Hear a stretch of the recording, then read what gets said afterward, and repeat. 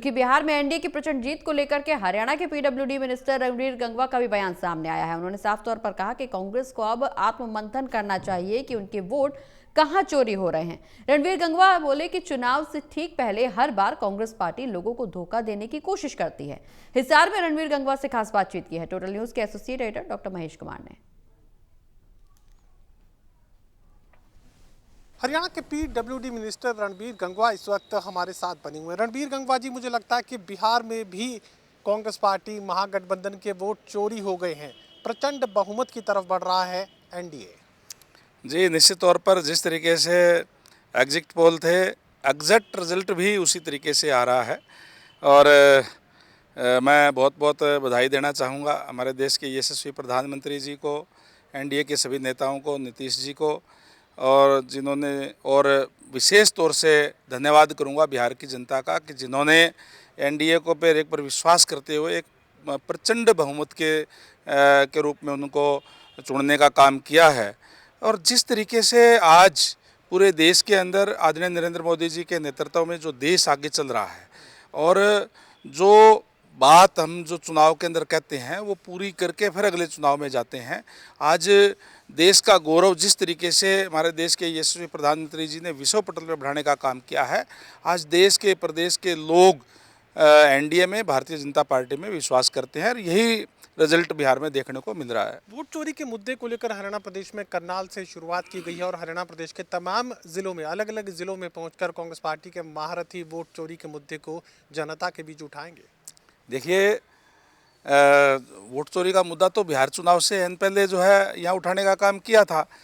ये देश के, प्रदेश के लोग सारे अच्छी तरीके से समझ चुके हैं कि किस तरीके से चुनाव के समय में कांग्रेस पार्टी नए नए हथकंडे अपना करके लोगों को भ्रम में डालने का काम करते हैं।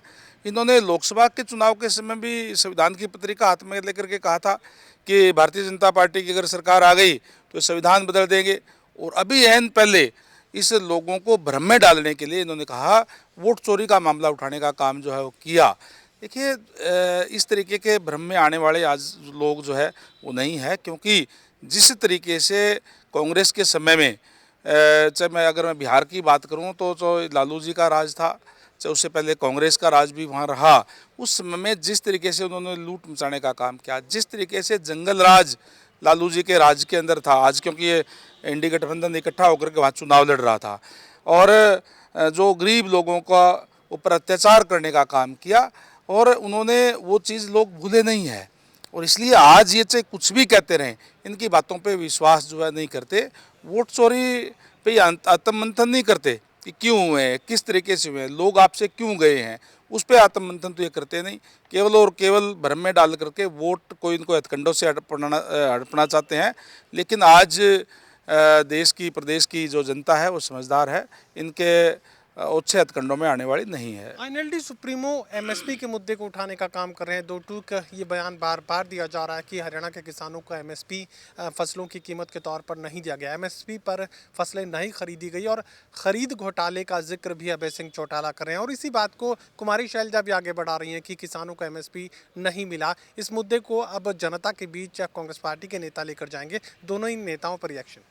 देखिए, एमएसपी का रेट जो है उनके समय में नहीं मिला, कांग्रेस ने कभी भी नहीं दिया। कांग्रेस ने केवल और केवल ये कह करके कि कांग्रेस पार्टी जो है किसान के साथ है, किसान हितैषी है, ये कहने का काम तो ज़रूर किया।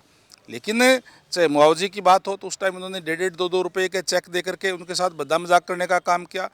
कभी भी ये फसलें जो है एमएसपी पे नहीं खरीदी जाती थी। केवल गेहूँ की फसल जो है वो एमएसपी पे खरीद करने का काम करते थे उनके समय में, और कभी भी नहीं खरीदी गई। आज हरियाणा प्रदेश एक ऐसा प्रदेश है जिसमें सारी की सारी फसलें एमएसपी पे खरीदी जा रही है। आज विपक्ष के नेता तो अपनी राजनीतिक ज़मीन हथियाने के लिए ये बात आपको कहते मिल जाएंगे, लेकिन कोई भी किसान आपको ये नहीं मिलेगा पूरे हरियाणा में कि मेरी फसल मैं लेके गया था और मुझे एमएसपी पे नहीं मिली। हम सारी की सारी फसलें एमएसपी पे खरीद करने का काम करते हैं। 48 घंटे के अंदर अंदर डीबीटी के माध्यम से उनके खातों के अंदर पैसा भेजने का काम करते हैं। चलिए, टोटल न्यूज़ से बातचीत के लिए शुक्रिया। पीडब्ल्यूडी मिनिस्टर रणवीर गंगवा इस वक्त हमारे साथ बने हुए थे। दो टूक वोट चोरी के मुद्दे की हवा निकालने की कोशिश वो कर रहे हैं। साफ ही बात कह रहे हैं कि जनता का आशीर्वाद भारतीय जनता पार्टी के खाते में आ रहा है और कांग्रेस पार्टी आत्ममंथन मंथन नहीं कर रही कि आखिर उनके वोट चोरी कहाँ हो रहे हैं।